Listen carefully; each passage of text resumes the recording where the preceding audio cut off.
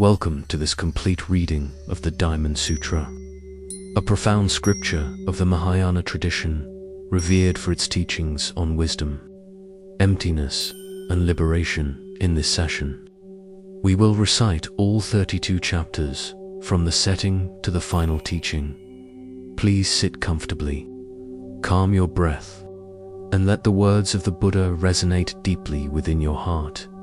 Chapter 1, the setting. Thus have I heard once. The Blessed One was staying in Antapindika's park at Jeta Grove, near with a gathering of 1,250 monks. When it was me, the Blessed One put on his robe, took his bowl, and entered the great city of Shravasti to beg for food.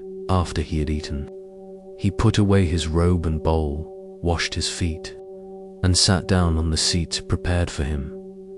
Chapter 2, Subhuti's Request. Then the Venerable Subhuti rose from his seat. He bared his right shoulder. He knelt on his right knee. With palms joined, he said to the Blessed One, World-honored One, how should a bodhisattva stand? How should he practice? How should he control his thoughts? The Blessed One replied, a bodhisattva should establish his mind in this way.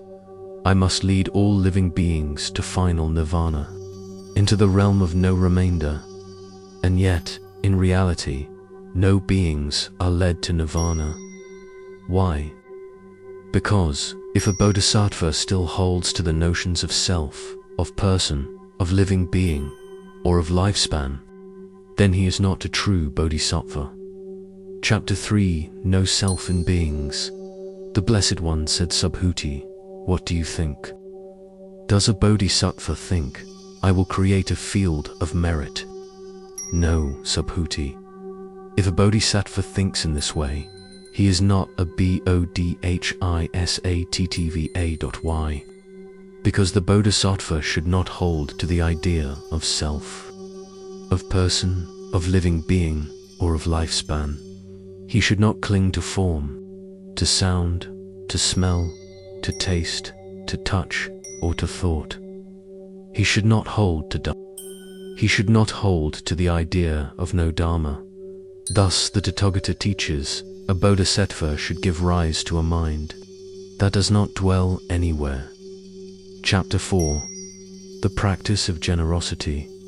The Blessed One said, Subhuti, when practicing generosity, should not rely on form, sound, smell, taste, touch, or thought. Why?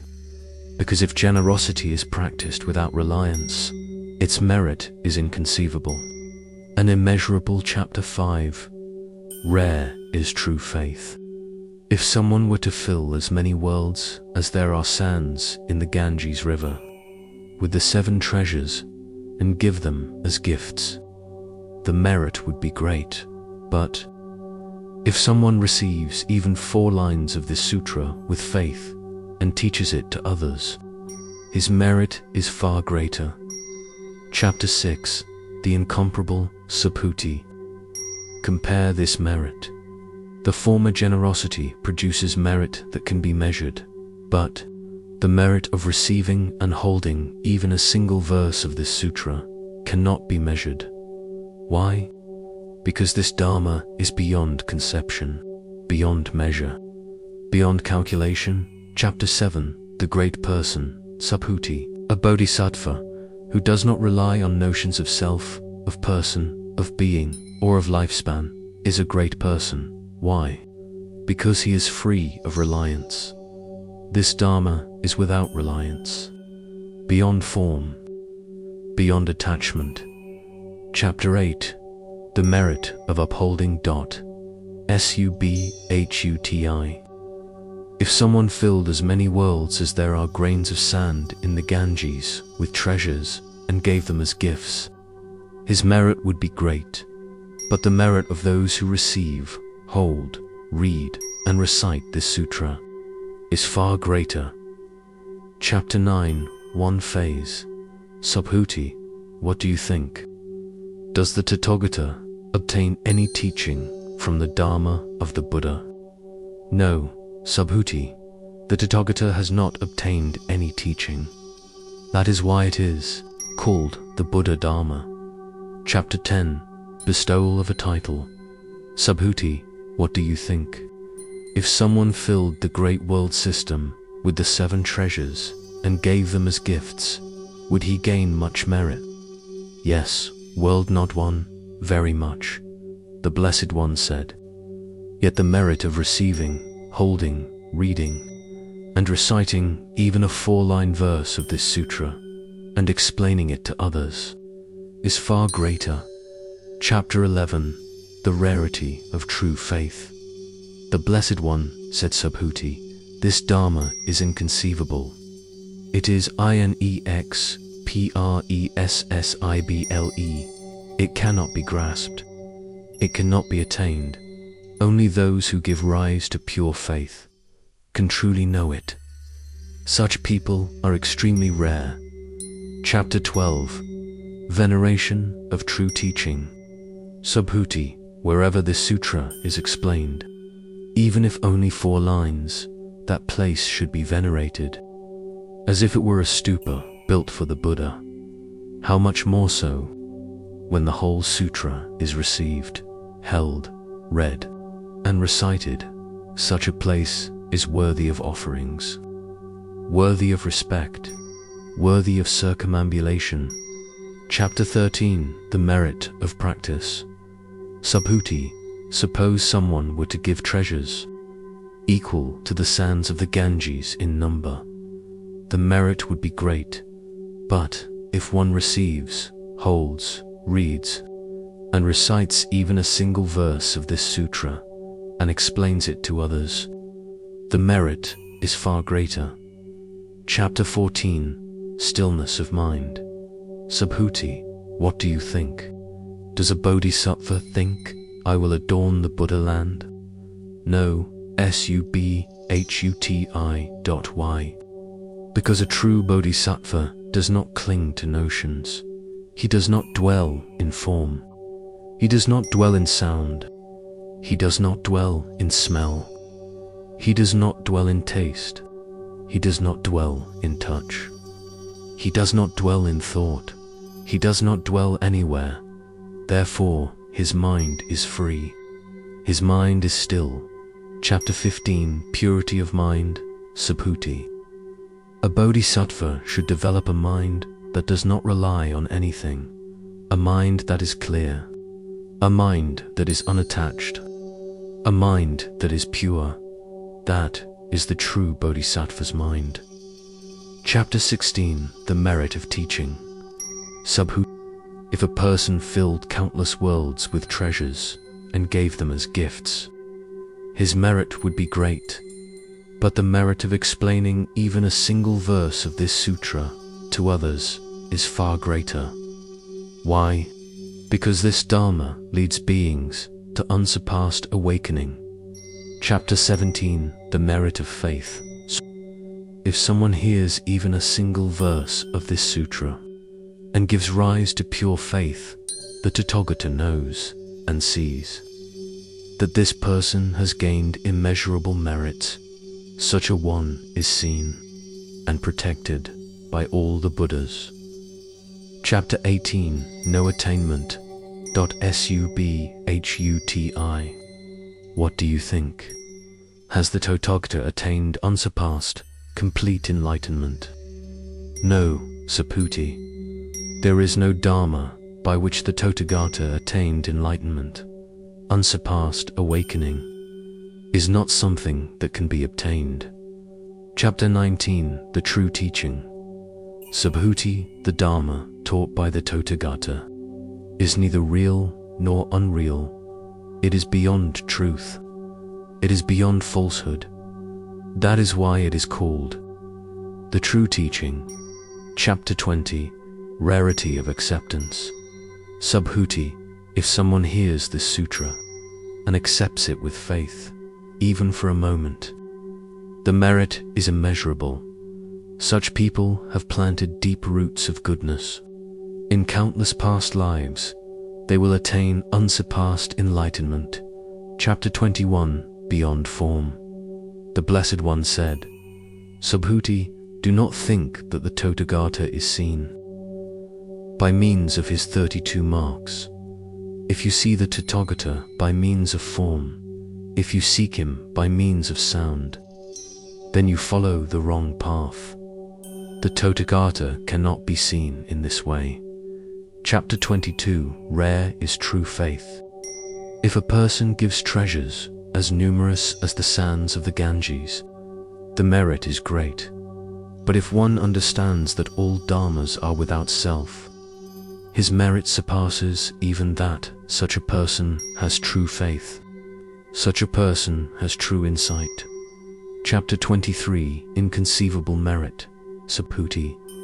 The merit of those who receive and uphold even a single verse of this sutra cannot be measured. It is inconceivable. It is known only to the Tathagata. Chapter 24. Teaching without attachment. Do not think the Tathagata has the thought, I will teach the Dharma. No, Subhuti. Whoever speaks of the Dharma speaks falsely, for there is no Dharma that can be spoken. Thus it is called teaching the Dharma. Chapter 25. The inconceivable Subhuti. Suppose the 3,000 great thousandfold worlds were filled with treasures. The merit of giving them is great, but the merit of holding even a single verse of this sutra is greater still. Why? Because this Dharma is inconceivable. Chapter 26. The true marks. Subhuti. If someone says the Tathagata comes, or goes, or sits, or lies down, that person does not understand my teaching. Why? The Tathagata is beyond coming and going. He abides in the true marks of all dharmas, which are no dash marks. Chapter 27. No self. No person. Subhuti. If someone were to gather as many bodies as there are grains of sand in the Ganges, would those bodies be many? Yes, world, not one, very many. The Blessed One said. Yet the Tathagata teaches that all those bodies are not bodies. Thus they are called bodies. In the same way, all dharmas are not dharmas. Thus they are called dharmas. Chapter 28. No attainment in enlightenment. Subhuti, what do you think? Has the Tathagata attained unsurpassed enlightenment? No, Subhuti. There is no dharma by which the Tathagata attained enlightenment. That is why it is called unsurpassed enlightenment. Chapter 29. The teaching of no self. Subhuti. If a bodhisattva thinks, I will save all beings, he is not a true bodhisattva. Why? Because there is no self, no person, no being, no lifespan. If a bodhisattva thinks, I will adorn Buddha lands, he is not a bodhisattva, for the Tathagata teaches all adornments are no adornments. Thus they are called adornments. Chapter 30. The inconceivable Dharma. Subhuti. This Dharma is inconceivable. It cannot be grasped. It is beyond words. Why? Because the Dharma is like space. It has no form, no boundary, no limit. Chapter 31. No self in attainment. Subhuti. If a person says, the Tathagata attains unsurpassed enlightenment, he does not understand my teaching. There is no self, no person, no being, no lifespan. The Tathagata has no attainment. That is why it is called unsurpassed enlightenment. Chapter 32. The final teaching. The Blessed One said, Subhuti, if someone filled countless worlds with treasures and gave them as gifts, his merit would be great. But if one receives, holds, reads, and recites even a single verse of this sutra and explains it to others, his merit is far greater. Why? Because all conditioned phenomena are like a dream, an illusion, a bubble, a shadow, like dew, or a lightning flash, so should they be contemplated. When the Blessed One finished speaking this sutra, the Venerable Saputi, the monks, the nuns, the laymen, the laywomen, the gods, the humans, and the asuras rejoiced greatly. They received the teaching with faith and bowed in reverence. This concludes the complete reading of the Diamond Sutra. From the setting to the final teaching, may these timeless teachings illuminate your mind, open your heart, and guide you toward peace, compassion, and awakening. If this recitation has brought you clarity or comfort, please subscribe and return to join us for future sutra readings. Until then, may all beings everywhere be free from suffering.